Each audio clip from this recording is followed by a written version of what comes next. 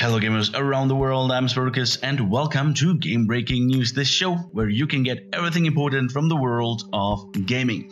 So let's have a look at what news we got the last couple of weeks, and you know, things are a bit slow since many companies are completely on holidays or are just low on staff because many of them are on vacation. But then again, that's also kind of good for me because I do like to enjoy the summer as well. That is why the last 2 weeks there was no Game Breaking News, but nonetheless, we had some interesting days behind us. So, of course, we're going to start with the most important news of them all. Das Boot is getting a VR game.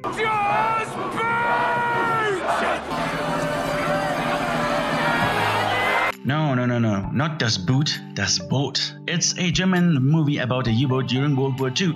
And it's not only getting a TV series next year, but also a VR game. Isn't that amazing? I mean, we don't know anything else about this game yet, but I am damn sure that it's going to be bloody awful.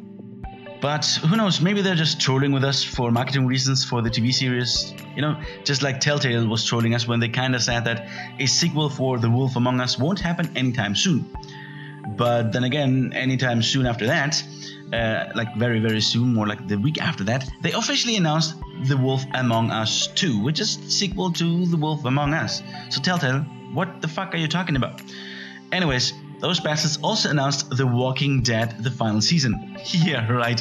Like I'm going to believe that for 1 second that is going to be the literal final season for The Walking Dead from Telltale. No, sir, it is not. It's just like, you know, Uncharted 4 was the final game for Uncharted, except for The Lost Legacy and the probably 20 games after that. But Telltale also finally announced Batman: The Enemy Within, a game that was already rumored but finally is official. Well, it is a Telltale game and it's also Batman, so you kind of already know what to be expected over there. Honestly, I think this is a very good combination with the different decisions to make in a Telltale game and also the art style of those games, which is like a cartoon, which goes very hand in hand with the comics. And well, Telltale already had a run-in with a Batman game last year, and the game was, well, still fairly good, but nothing really that special. But then again, to be fair, in the Arkham series, the first Batman game was not really, it was good, but it was the second one that was truly amazing.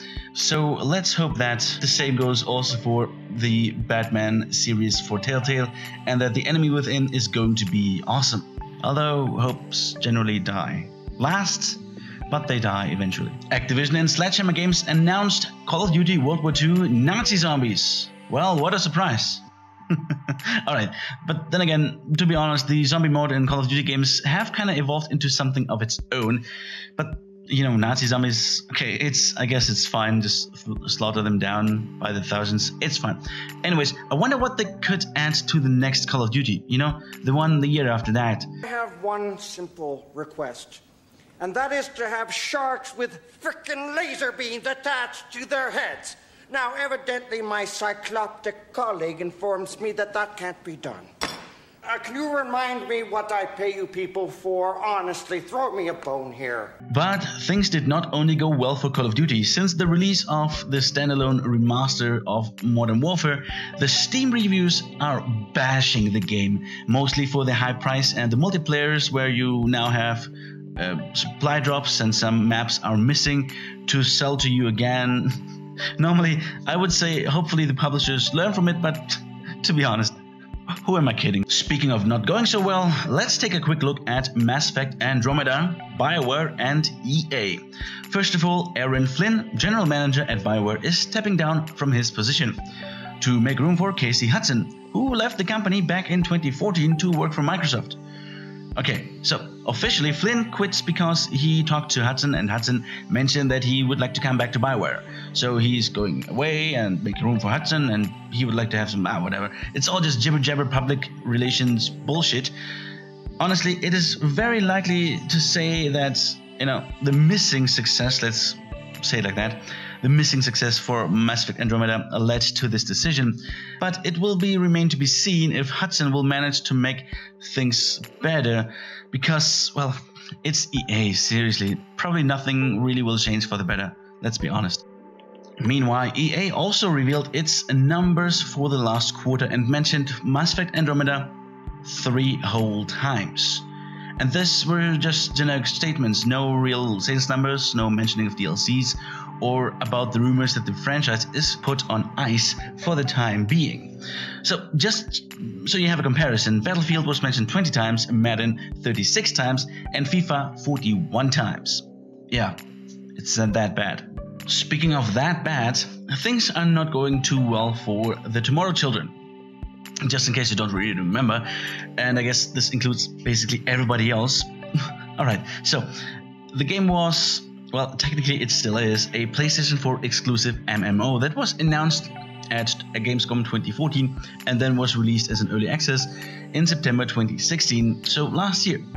The game made a lot of experiments, especially in terms of art design and things like that, but apparently they also experimented by not including fun into the game in any way, with crushing reviews and apparently no significant player numbers.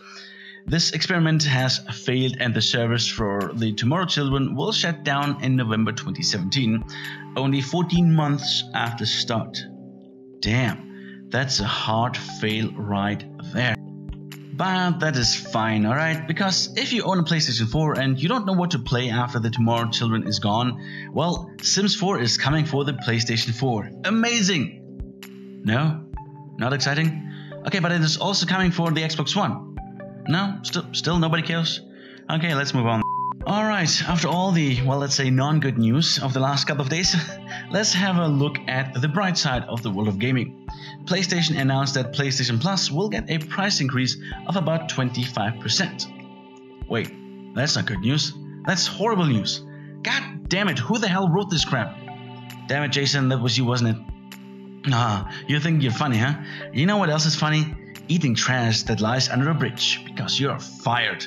You're fired. Anyways, back to the topic. So, yeah, Sony sent out emails to PlayStation Plus subscribers that the prices are about to rise by the end of August. As to why or how Sony likes to justify this is yet still unknown, because there is no real statement from Sony so far, just the email notification. And damn Sony, this is some poor management on your part here, I'm gonna say. How the prices will be in the end depends completely on your country, so check out your email, or don't if you're just like me and you haven't received any mail, because fuck you Sony, or you know, just find out on your own how it will be in the next couple of months after, well, September. But generally it seems that Sony doesn't really have anything to justify really the price increase. They just want to make more money and they rise it up to the same level pretty much in many countries, as I've seen so far, as Microsoft does with Xbox Gold. Well, to avoid that, you can just buy subscriptions now and then stack them onto your account, or you just wait, because there will be always deals to get some subscriptions much cheaper than the normal price. Or the easiest way is just, you know, best stop the automatic payment and then it's all fine and dandy. Well, at least with Just Cause 3 and Assassin's Creed Freedom Cry and more, August is getting a bit of an offering with the monthly Plus games. And well, let's hope that things will get better in the future, although I generally really doubt that. And well, since we're kind of drifting towards hardware news now anyways, let's take a short break to look at what the noble sport of jousting has evolved into in 2017.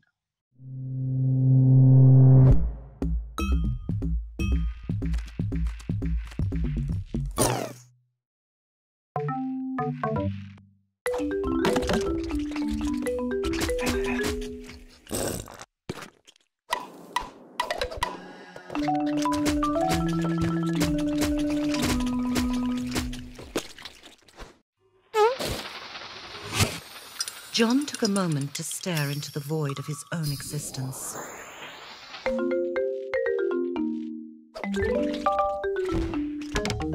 The painkillers swirled. Finally, John could flop about freely.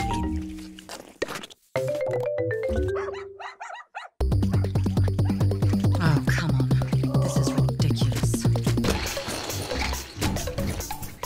What was this sensation? What was this pleasure?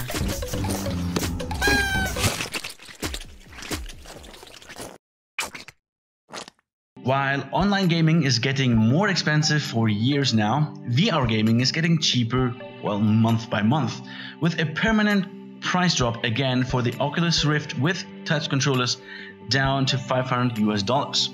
Considering that the price for both of them individually about half a year ago was $300 more, I would say that this is quite of a hefty price drop. And to be honest, I expect that to drop much more in the coming months. Reason for that is that Oculus is now in the price range of PSVR, and the HTC Vive is still at least $800, and most likely more with accessories. So they're kind of alone up there. Also, there are a bunch of new VR hardware on the way that is sort of announced or teased, but yet have not been presented.